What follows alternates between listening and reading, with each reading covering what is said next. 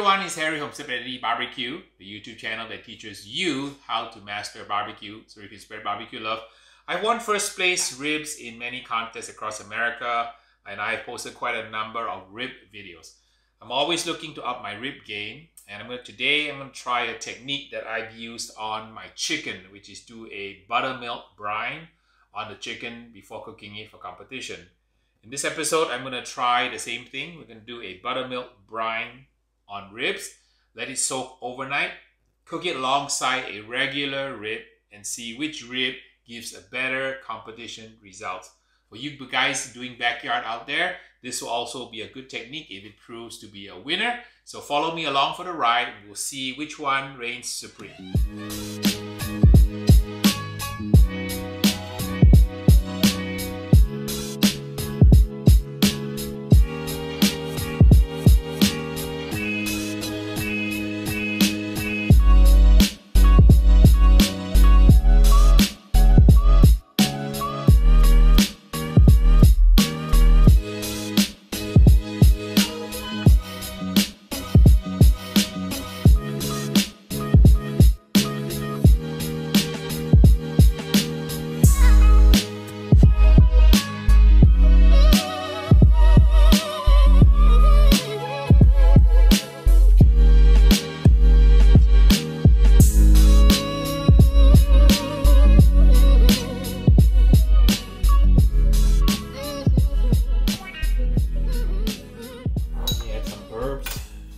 Chop up some rosemary and also some sage to add to the mix here, the extra oomph of flavor. I have been showing you how to trim a St. Louis rib, but I've already got 10 rib videos out there. So if you want to learn how to trim a spare rib into a St. Louis cut, or what is a St. Louis cut, how to pick your ribs, how to trim it, I have many videos already, so I'm not gonna belabor the point. This is a test on the brine, not a lesson on how to cook ribs. I have also many other rib videos. I have a rib playlist. You can look at my rib playlist. I show you all different ways of cooking ribs. We just want to speed through this process and kind of get the brine ready to go. I'm just going to chop up some sage and rosemary because I think sage and rosemary flavors go well. I'm going to save one rib here to do the conventional competition rib, and we're going to let this one sit overnight. I'm going to trim up my sage, finely chop the sage with rosemary, add extra flavor. People always ask me, can you do this to pork? Yes, you can. You can also try this method if you're making pork chops. You can do a buttermilk brine on pork chops. And it works really well on chicken, so it's really a good method. The buttermilk has an acid in it and enzymes that helps to break down the connective tissue, so it tenderizes and also provides flavor. In Indian cooking, it's called tandoori chicken, and they use the yogurt to marinate and to provide flavor to tenderize the chicken.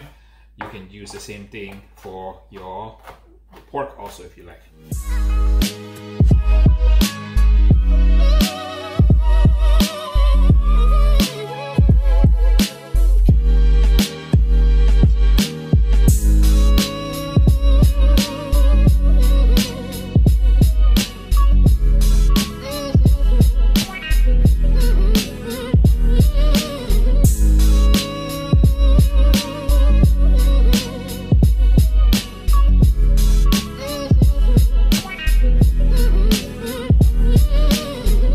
Apply two rubs. The first one is the all-purpose on the back of the rib, and we'll apply the chicken rub on the front. This combination has been used by many teams to win first place, including myself, so this combination really works.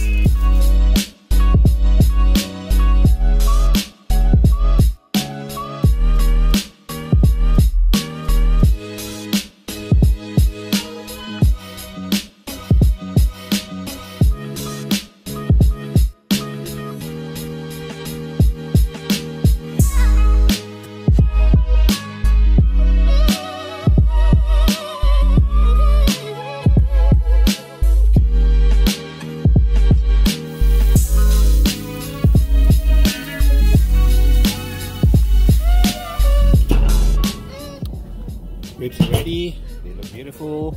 You can tell that the crust is set because the rub won't fall off. we're ready to move to the next phase, which is to wrap it in foil.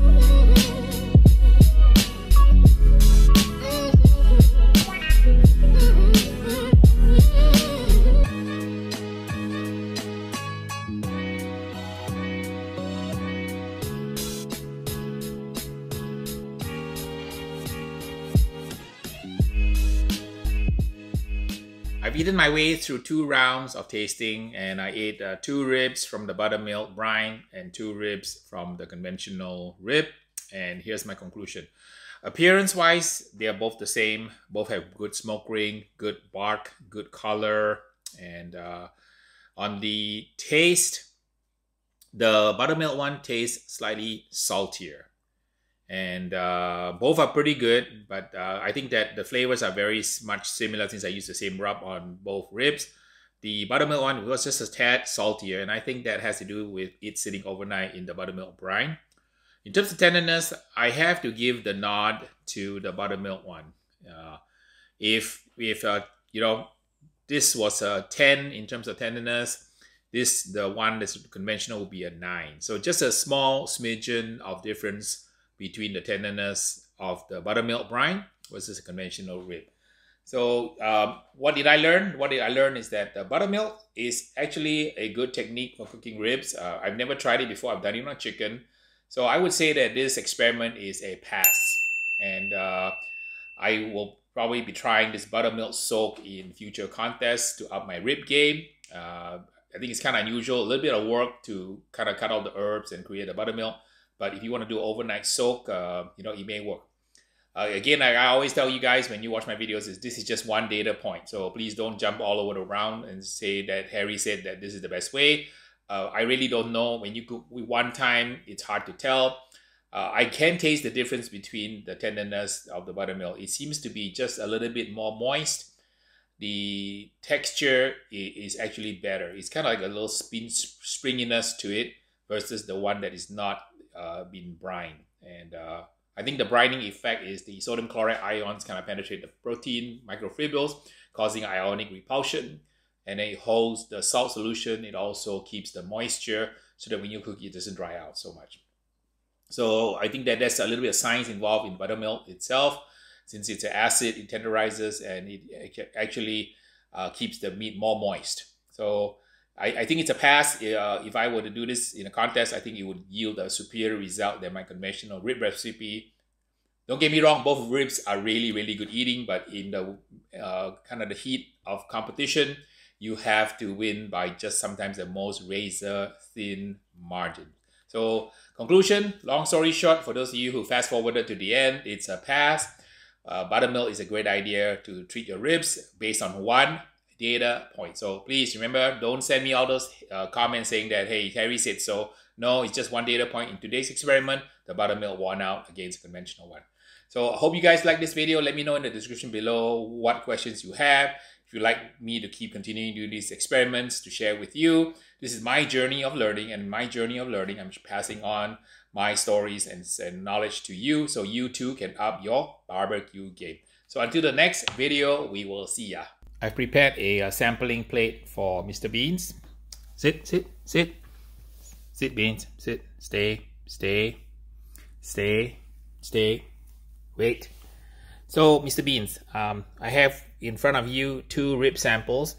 This one is buttermilk brine, and this was the conventional one. So I want you to take a careful look at the two of them to see which one you think you want to eat first. Make your choice, Beans, and then be my barbecue judge. Okay, go ahead. Oh. All right, Beans, you have the same opinion I did. You went for the buttermilk one first, which is the one on the left. So good for you, Beans. So Pitmaster and Dog both agree that the buttermilk is a winner based on one small data point encountered today. Your mileage will vary, so give it a shot, and let me know if you guys like a buttermilk soaked brine, buttermilk brine rib versus a conventional rib. Right, Beans?